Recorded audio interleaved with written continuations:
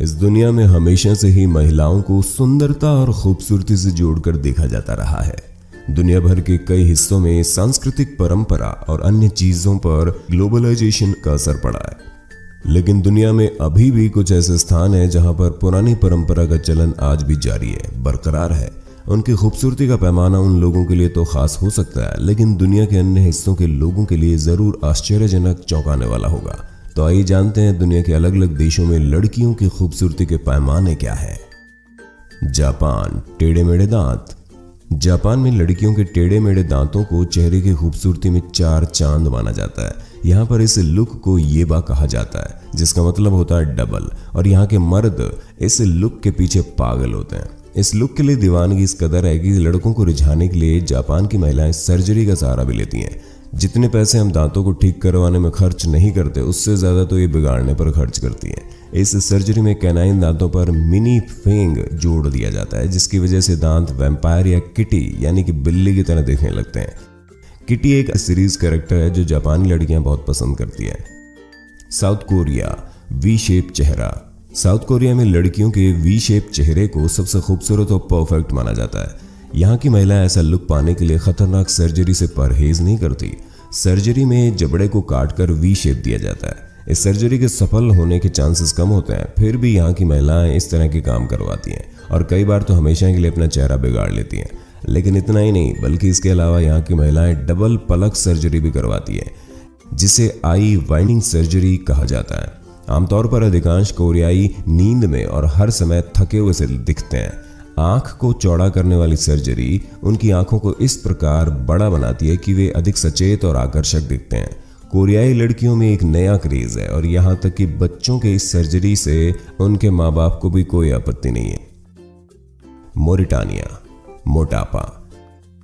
पूरी दुनिया में जहां पतली और स्लिम लड़कियों को खूबसूरत माना जाता है, वहीं इस देश में लड़कियों का मोटा होना इनकी खूबसूरती होने की निशानी है। यहाँ पर लड़कियों को मोटा करने के लिए फैट फॉर्म भेजा जाता है, जहाँ पर पतली लड़कियां मोटी होती है। जिस महिला का वजन जितना ज्यादा होगा उसे उतना ही आकर्षक और सुंदर समझा जाएगा। मोरिटानिया में लड़कियों को जबरन खिला कर मोटा किया जाता है, क्योंकि लड़के वजन वाली लड़कियों को जल्दी पसंद करते हैं। कभी कभी महिलाओं को दवाइयां खिलाकर मोटा किया जाता है, लेकिन ये दवाइयां उनके लिए हानिकारक होती हैं। इससे उनमें बीमारियों का खतरा भी बढ़ जाता है। ईरान, लंबी नाक। इस देश में लंबी नाक वाली लड़कियों को खूबसूरत माना जाता है। लंबी नाक के लिए यहाँ की महिलाएं सर्जरी का सहारा लेती हैं। ईरानी संस्कृति में इसे धन और स्टेटस सिंबल से जोड़कर देखा जाता है। जो महिलाएं महंगी सर्जरी नहीं करवा पाती, वो सर्जिकल टेप लगाकर घूमती है, ताकि लोगों को यह एहसास हो कि उन्होंने कॉस्मेटिक सर्जरी करवाई है। ईरानी लड़कियां अपने साथियों को ये सोचने के लिए मजबूर करना चाहती है कि वे इस तरह की सर्जरी का खर्चा झेल सकती हैं और इसका खर्चा उठाने के लिए पर्याप्त धना सेठ है, और साथ ही साथ ऐसी सर्जरी से गुजरने के लिए जिगरा भी रखती हैं। थाईलैंड, लंबी गर्दन। थाईलैंड में एक कायन लाहवी नाम से जनजाति है।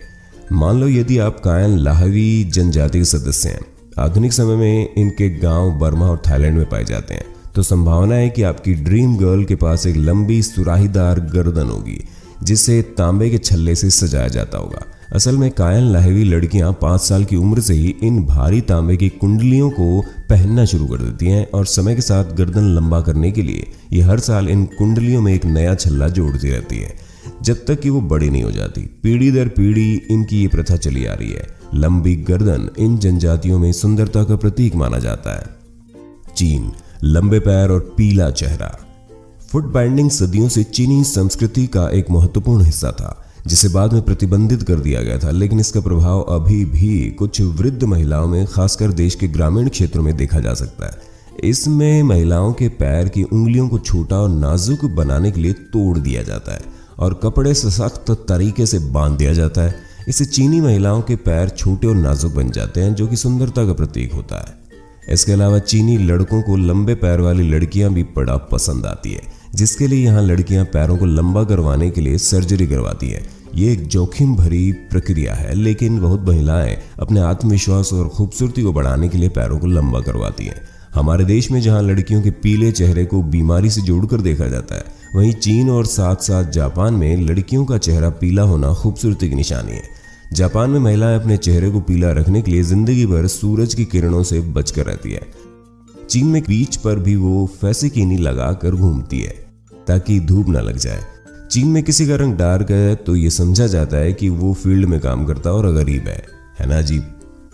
New Zealand tattoo. टैटू का विभिन्न संस्कृतियों में अलग अलग अर्थ और महत्व है। न्यूजीलैंड में माओरी समूह हजारों सालों से अधिक अपनी स्किन को खास काले और गहरे नीले पैटर्न के साथ सजा रहा है, जिसे टामोको कहा जाता है। इन सजावटों में ज्यादातर फेशियल और लिप टैटू शामिल होते हैं, जो महिलाओं में ताकत और सुंदरता और पुरुषों में वयस्क जिम्मेदारियों की तत्परता को दर्शाता है। इसका अच्छा उदाहरण आप मोइना एनिमेटेड मूवी में देख सकते हैं, जो कि माओरी समूह के लोगों पर आधारित है। इसके अलावा इथोपिया की मुर्सी जनजाति में महिलाएं अधिक सुंदर दिखने के लिए लिप प्लेट पहनती है। वहीं केनिया में मासाई जनजाति की महिलाएं सुंदर दिखने के लिए अपने कानों को लंबा करवाती हैं, जिसके लिए पत्थरों और लकड़ी के टुकड़ों को कान में झुमकों की तरह पहनती हैं। वो मानती है कि इनका ईयर लोब जितना ज्यादा बड़ा होगा वो उतनी ज्यादा खूबसूरत होंगी। इन सब ब्यूटी स्टैंडर्ड्स के विपरीत जहाँ कई संस्कृतियां भारी श्रृंगार का चयन करती है, वहीं फ्रांस की महिलाएं प्राकृतिक लुक का विकल्प चुनती हैं, जिनमें बहुत कम मेकअप होता है। वहां लड़के भी उन्हें वैसा ही पसंद करते हैं वो जैसा हकीकत में है।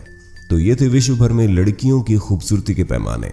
वैसे तो खूबसूरती को किसी पैमाने में नहीं मापा जा सकता, लेकिन इन अलग अलग देशों में चली आ रही परंपरा के चलते लड़कियों को अपने आप को खूबसूरत दिखाने के लिए कई जतन करने पड़ते हैं। वैसे कोई फर्क नहीं पड़ता कि आप किस संस्कृति से हैं या आप कहां से आते हैं। याद रखें, एक महिला को जो विशेष रूप से सुंदर और आकर्षक बनाती है वो उसकी अद्वितीय और आत्मविश्वास की क्षमता। कोई भी पुरुष ऐसी महिला का विरोध नहीं कर सकता जो अपनी त्वचा में सहज और आत्मविश्वास से भरी हो। यही सच्चा सौंदर्य है।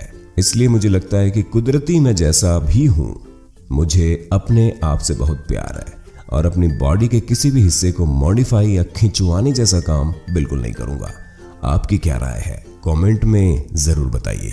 अगर आपको वीडियो पसंद आए तो लाइक और कमेंट जरूर कीजिएगा, लेकिन जो नए यूजर है वो हमें सब्सक्राइब जरूर कर लें और सब्सक्राइब बटन के बगल में दी गई घंटी पर क्लिक करके सबसे पहले ऊपर वाले ऑप्शन ऑल पर क्लिक कर दें।